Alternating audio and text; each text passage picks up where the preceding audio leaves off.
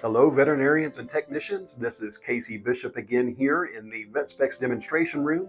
We're continuing our training on the brand new VetSpecs WM100 and WM10 veterinary-specific wireless vital signs monitors. We're continuing on today with everything related to non-invasive blood pressure. So here we are with the VetSpecs WM100 monitoring platform and the VetSpecs WM10 platform. And again, we are focusing on the blood pressure components. Aside from the monitoring platforms, the items that are involved for the blood pressure components, this of course will be the wireless blood pressure module, the wireless Bluetooth receiver key, the blood pressure pulse sensor band, and of course the occlusion cuffs. 6 different sizes are included.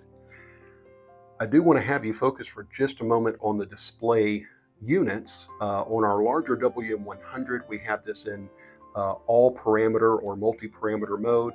On the smaller WM10, we have it in set up in blood pressure only mode.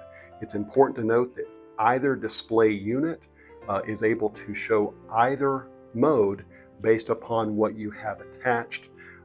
The multi-parameter main module, if that is in use, along with the blood pressure module, that will put it automatically, the display, if you will go automatically into multi-parameter mode. If the blood pressure only module is being utilized, then you will go into blood pressure only mode. And again, both units have this capability. In fact, VetSpecs even offers the smaller WM10 platform with the blood pressure only components. That is excellent for post-op recovery, ICU monitoring, of course, as well for non-invasive blood pressure monitoring in surgery. So let's get going on the actual attachment or attaching of the blood pressure components to the patient. And here we go. The next step in this process is a very important step, and that is choosing or determining the best size occlusion cuff for the circumference of the limb that we are attaching to. In this case, we are going to be attaching to the tail on demo, and we are going to select again the cuff that is the best size. As we choose a cuff, we want to go ahead and be sure to notice that we have this side to patient. The tubing going into the cuff is very important. We want to make sure that the artery that we're occluding falls over this tubing. And also very important, we want to pay attention to this range on the inside. The range here is very important as far as properly sizing the cuff, in that as we wrap the cuff around the circumference of the limb, you're going to have what we refer to as the index line. This index line serves as your focus point, so that as you wrap the cuff around, we want to make sure that this index line falls somewhere in this range. Typically in the middle is ideal, but truthfully, because we are dealing with non-invasive blood pressure, as long as we're inside the range at all, that is going to be substantial enough for baseline values. Let's go ahead and attach the number 4 occlusion cuff to the patient's tail. Again, tubing over the artery. Of course, the artery runs on the ventral aspect of the tail. The tubing, again, against the artery, this side to patient. Wrap the short side of the cuff around the tail first, or the limb that you're on. Notice the index edge. Then wrap the occlusion cuff nice and firm. Make sure again that the range on the inside of the cuff falls over the index line. We do have a good fit here, and just simply wrap the cuff. In fact, we could go to the size 6 cuff, but we would probably be on the lower end of the range rather than the high end. So again, the number 5 cuff will be more than sufficient. The next step in this process is to apply the blood pressure pulse sensor band. I do have this band completely opened up so that you can see it. You'll see the word face down. That of course will be face down against the limb. You want to take that Velcro strap, run it through the buckle, pull it around, and then of course this will serve as your Velcro to hold the strap in place. It's important to note that with the blood pressure sensor, think of the word face down as the drum of the stethoscope, or the crystal of a Doppler blood pressure, if you're familiar with that. Let's go ahead and apply the pulse sensor band to the patient's tail. Again, the word face down against the bottom side of the tail. Pull the strap, the sensor band strap, on a scale of 1 to 10. We're looking at a snugness level of about an 8. So we don't necessarily want tourniquet tight, but we also don't want it to be too loose. On a scale of 1 to 10, about an 8 in snugness. Just wrap that band all the way around. Make sure that it's securely fastened as you see here. And we do want to make sure that the cuff, the edge of the cuff and the edge of the sensor band, that these two are not touching.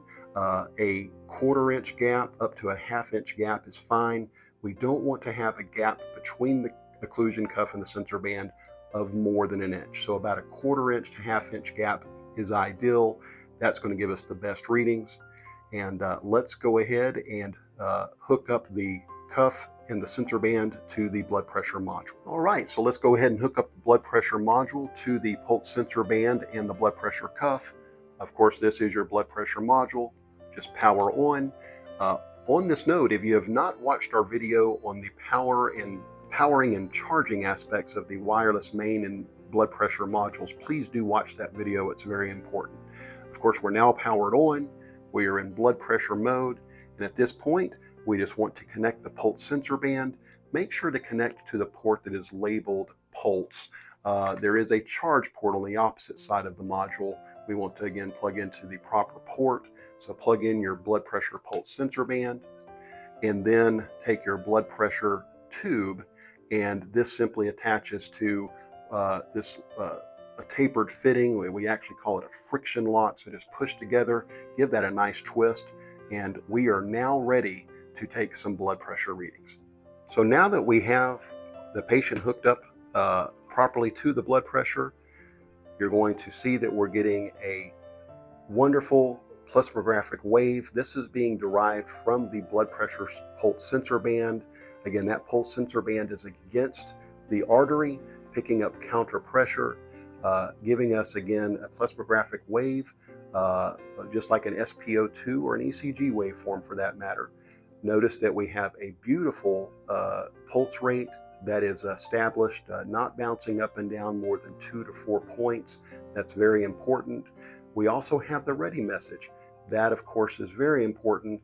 Our blood pressure is not designed to give erroneous readings, so it does require that the electronics perceive a rhythmical pattern, a rhythmical waveform, and a ready message. At this point, we are good to take a blood pressure. We can either wait for the automatic intervals, or we can take a stat reading whenever we like. All that we do is hit the SS button for start stop. That takes a stat blood pressure reading, and here we go. The occlusion cuff is now inflated, created a complete occlusion against the caudal artery in the tail. The pulse sensor band is not feeling any pulse right now, but as the cuff begins to deflate and return flow occurs, we then get our readings. Now I'm going to go through this process one more time. Got an excellent reading. We are good to take another blood pressure, so we'll show you a little more detail here. Okay, I'm going to override the intervals and just take a stat reading. Complete occlusion. Waveform is picking up, the pulse sensor band is picking up no return flow. There is the pressure gauge. As that deflates in the cuff, the return flow will occur, systolic, diastolic mean, and then our pulse rate.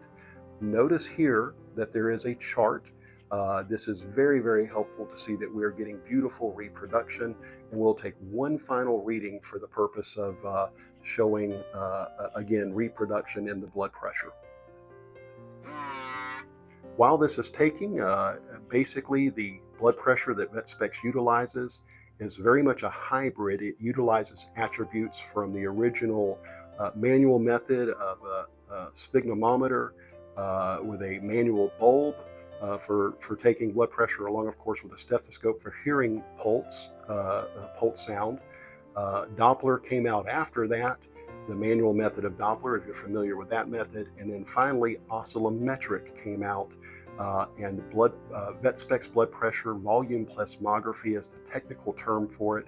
It is more or less a hybrid of all three blood pressure technologies. And with this, we have the most accurate blood pressure, the only system on the market that gives a waveform, a real-time pulse rate, and at the end of the day, being vet specific, we were looking for the most accurate blood pressures possible, certainly on the smaller patients and patients that systolically get low. The other method, oscillometric, other automated non-invasive blood pressure, does tend to have difficulty on smaller patients. To wrap up our blood pressure training, I have turned on the wireless main module and have attached the pulse ox leg toe sensor to the patient. I did this so that you can see the monitor in multi-parameter mode. Again, this is your blood pressure window, and again, I only have SpO2 hooked up. One of the benefits of having both the blood pressure and the SpO2 running, of course, if you also have ECG, is that you have a pulse rate for the location of the SpO2, a pulse rate for the blood pressure, and of course, if ECG is hooked up, you also have the heart rate. It is very, very nice to have the different technologies all showing the heart rate and pulse rate. That just gives you additional confirmation on the accuracy of the blood pressure. I will say it a little differently. The more accurate the pulse rate is from the source of the blood pressure sensor, the more accurate the readings are themselves. And here we have a beautiful correlation between the blood pressure and the SpO2 pulse rate readings.